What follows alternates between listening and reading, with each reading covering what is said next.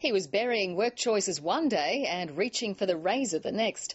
Tony Abbott has switched his campaign to the Coalition's favoured territory of economic management. The opposition leader is promising to cut more than $1 billion in spending to reduce the deficit. Julia Gillard went the other way. She made a modest spending promise to improve job skills and says Mr Abbott's budget numbers are dodgy. Chief Political Correspondent Mark Simpkin. Here's some food for thought. What a nice bunch you've got there, mate, eh? The stunt could have gone pear-shaped. The opposition leader wants to stop the asylum seeker boats, but the shop owner's a self-proclaimed boat person.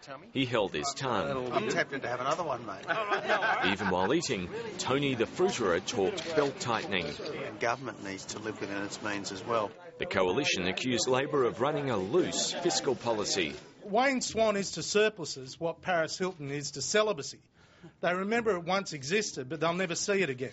Joe Hockey and Tony Abbott identified an extra $1.2 billion in budget cuts, including abandoning the bid for a seat on the UN Security Council, slashing infrastructure spending, scrapping community cabinet meetings, dropping Kevin Rudd's plan to encourage carbon capture and storage, and chopping several other green initiatives. We believe that these are reductions to bureaucracy, not reductions in services. I believe in budget surpluses.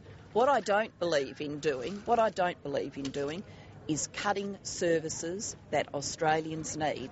The opposition wants to shift the focus from the confusion over its industrial relations policy. More labour, more waste, more debt, more taxes. But the unions want to keep it there. They've released their own attack ad. Their policies make you scream. What choices is extreme? The Abbott family. And that'll be the kitchens. Julia Gillard campaigned in Western Sydney, announcing modest plans to expand trades training and offering this advice to ALP staffers. It would be better if people attended campaign events fully clothed. The man who interrupted yesterday's Tony Abbott event's been exposed as a former Labor operative. You like the cut of my Speedos, Tony? The Prime Minister distanced herself from the stunt. This is an individual in Victoria who obviously made a silly decision, a very silly decision. Look, I just thought he could work on his six-pack, frankly. This election's about fiscal rather than physical discipline. The parties are in a reverse bidding war.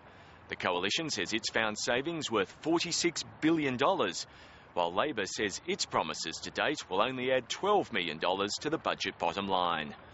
Mark Simpkin, ABC News, Canberra.